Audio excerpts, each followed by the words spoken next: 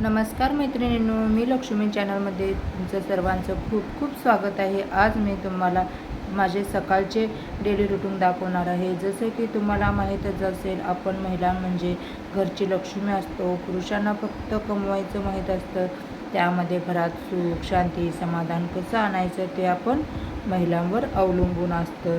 तर अशा काही सवयी आहेत ते आपण आपल्या डेली रुटीनमध्ये लावल्या पाहिजेत, ते आपण पाहणार आहोत।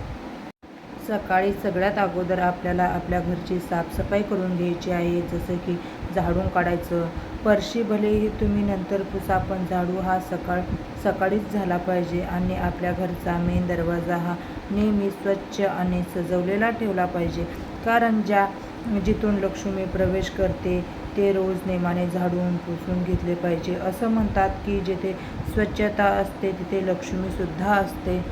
आपल्या मेन दरवाजापुढे नेहमी रांगोळी घातली पाहिजे। छोटा मोठा कसाही दरवाजा असला तरी त्याला आपण छान स्वच्छ सजवून ठेवलं पाहिजे। असं केल्यामुळे आपल्या घरात एक पॉझिटिव्ह असं वातावरण तयार होतं आणि बघून आपल्याला सुद्धा खूप छान वाटतं। घर आणि आपल्या घरचा मेन दरवाजा जेवढा तुम्ही स्वच्छ आणि सजवून ठेवाल तेवढीच लक्ष्मी माता प्रसन्न होते।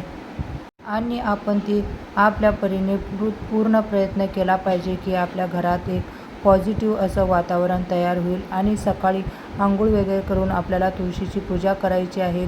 तुळशीपाशी दिवा अगरबत्ती लावायची आहे, त्यामुळे सकाळी सकाळी कसं सुगंध असा एक सुवास दरवळतो। जसं मंदिरामध्ये गेल्यावर आपल्याला छान वाटतं, त्या प्रकारेच आपल्या घरात एक सुगंध असं वातावरण तयार होतं। आणि आपल्याला उंबऱ्याची सुद्धा पूजा करून घ्यायची आहे।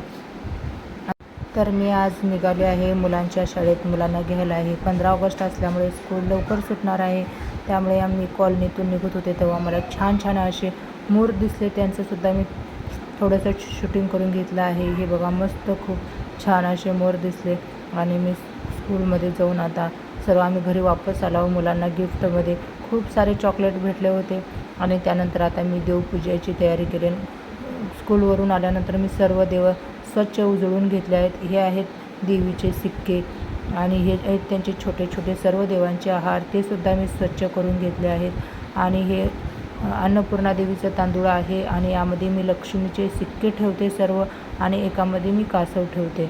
आणि हे देवांचे छोटे छोटे पाट आहेत, ते सुद्धा मी सर्व स्वच्छ करून घेतले आहेत। देव सगळे मी उजळवून घेतले आहेत। आणि मी आठवड्यातून एकदा अशी पूर्ण मंदिराची छान अशी साफसफाई करून घेते। आज गुरुवार आहे, गुरुवारी मी देव सगळे स्वच्छ करून घेते आणि मंदिराची सुद्धा सर्व साफसफाई करून घेते।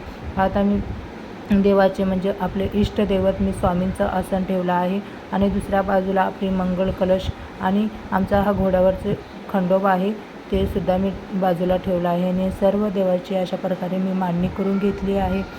आणि सर्व देवांना मी देवींना हळदी कुंकू लावते आणि देवांना अष्टगंध लावते। आणि मी दररोज एक गणपतीचे आणि स्वामींचे असे दररोज 2 आरत्या करते। आणि मी तर भीमसेन कापूर वापरला आहे, त्याचा सुगंधसुद्धा खूप छान येतो, तुम्ही एकदा नक्की वापरून बघा। आणि माझी आरती वगैरे सर्व येथे झालेली आहे। आणि देवांना मी फुलं वगैरे वाहिले आहेत। मस्त अशी माझी पूजा आजची झालेली आहे। आणि आता मी तर स्वामीचं नामस्मरण लिहित आहे। दररोज एक पान मी असं वहीवर श्री स्वामी समर्थ श्री स्वामी समर्थ असं लिहिते। आणि आपण मुलांनासुद्धा लिहायला देऊ शकता। हे बघा, ह्या माझ्या मुलांनी लिहिलं आहे, किती छान सुंदर अक्षरमध्ये त्याने लिहिलं आहे। आणि मी आता इथं गावाकडं गेले का असे भरपूर सारे कोळसे घेऊन येते, आणि त्या कोळसे असे गॅसवर ठेवायचे आणि 2-3 मिनिट गॅस चालूच ठेवायचा, म्हणजे मस्तपैकी आपले कोळसे पेटतात। आणि 2-3 मिनिटांनी गॅस बंद करायचा आणि सर्व कोळसे आपल्याला त्या उदानीमध्ये काढून घ्यायचे आहेत। हे असं तुम्ही बघितलात का, कोळशावर ऊद घातलं ना त्याचा वास एवढा छान येतो, एवढं सुगंध मस्त येतो ना, अर्धा एक तास तर वास जातच नाही। आणि यावर मी ते सुगंधित ऊद घालून घेतलं आहे। सर्वप्रथम मी देवांना दाखवते आणि सर्व घरभर फिरून घेते, म्हणजे घरात कसं एक छान पॉझिटिव्ह असं मस्त वातावरण तयार होतं आणि खूप छान वाटतं। नंतरनं मी हे उंबऱ्यावर ठेवून दिलं आहे की ते पूर्ण घरभर संपूर्ण असा सुगंधित होईल। आणि मस्तपैकी मी आज 15 ऑगस्ट असल्यामुळे छोटीशी अशी आपल्या तिरंग्याची सुद्धा पूजा केली आहे आणि देवाला मी आज नैवेद्य म्हणून जिलेबी बनवली आहे.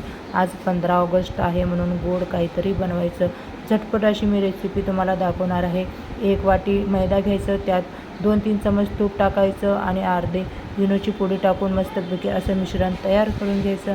एका तुम्ही दुधाच्या पिशवीत किंवा कॅरीबॅगमध्ये हे मिश्रण ओतून घ्यायचं आणि गरम कडकडीत तेलात आपल्याला कुरकुरीत होईल तोपर्यंत आपल्याला सर्व जिलेबी तळून घ्यायची आहेत. अगदी तुम्ही 10 मिनटातच आपल्याला ही जिलेबी बनवून तयार होते. तुम्ही जसं की प्रसादाला वगैरे किंवा झटपट तुम्हाला खायचं असेल तर अशा पद्धतीची ही जिलेबी बनवू शकतात.